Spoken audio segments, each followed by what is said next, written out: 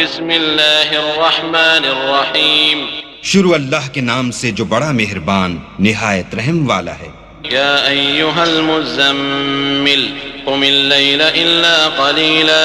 نصفه او انقص منه قلیلا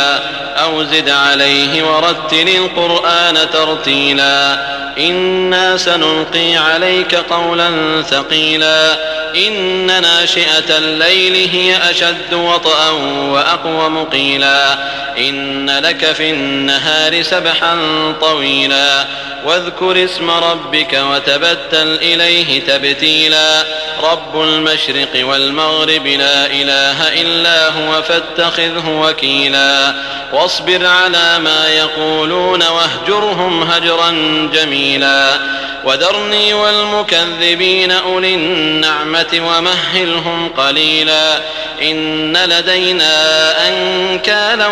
وجحيما وطعاما ذا غصة وعذابا أليما.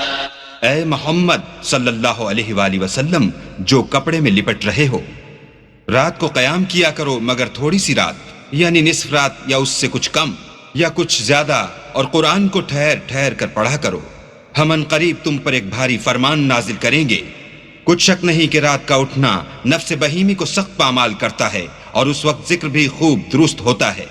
دن کے وقت تو تمہیں اور بہت سے شغل ہوتے ہیں، تو اپنے پروردگار کے نام کا ذکر کرو اور ہر طرف سے بے تعلق ہو کر اسی کی طرف متوجہ ہو جاؤ. وہی مشرق اور مغرب کا مالک ہے، اور اس کے سوا کوئی معبود نہیں، تو اسی کو اپنا کارساز بناؤ. اور جو دل آزار باتیں یہ لوگ کہتے ہیں ان کو سہتے رہو، اور اچھے طریق سے ان سے کنارہ کش رہو. اور مجھے ان جھٹلانے والوں سے جو دولت مند ہیں سمجھ لینے دو، اور ان کو تھوڑی سی مہلت دے دو. کچھ شک نہیں کہ ہمارے پاس بیڑیاں ہیں اور بھڑکتی آگ ہے، اور گلو گیر کھانا ہے اور درد دینے والا عذاب ہے. يوم ترجف الأرض والجبال وكانت الجبال كثيبا مهيلا إنا أرسلنا إليكم رسولا شاهدا عليكم كما أرسلنا إلى فرعون رسولا فعصى فرعون الرسول فأخذناه أخذا وبيلا فكيف تتقون إن كفرتم يوما يجعل الولدان شيبا السماء منفطر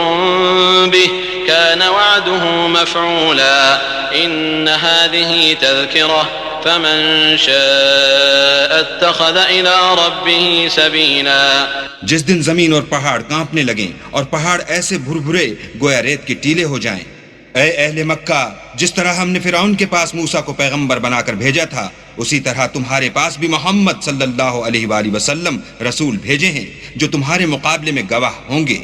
سو فرعون نے ہمارے پیغمبر کا کہا نہ مانا تو ہم نے اس کو بڑے وبال میں پکڑ لیا. اگر تم بھی ان پیغمبر کو نہ مانو گے تو اس دن سے کیوں کر بچو گے جو بچوں کو بوڑھا کر دے گا، اور جس سے آسمان پھٹ جائے گا یہ اس کا وعدہ پورا ہو کر رہے گا.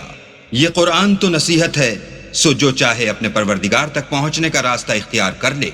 إن ربك يعلم أنك تقوم أدنى من ثلثي الليل ونصفه وثلثه وطائفة من الذين معك والله يقدر الليل والنهار علم أن لن تحصوه فتاب عليكم فاقرؤوا ما تيسر من القرآن علم أن سيكون منكم مرضى وآخرون يضربون في الأرض يبتغون من فضل الله وآخرون يقاتلون في سبيل الله فاقرؤوا ما تيسر منه وأقيموا الصلاة وآتوا الزكاة وأقرضوا الله قرضا حسنا وما تقدموا لأنفسكم من خير تجدوه عند الله هو خيرا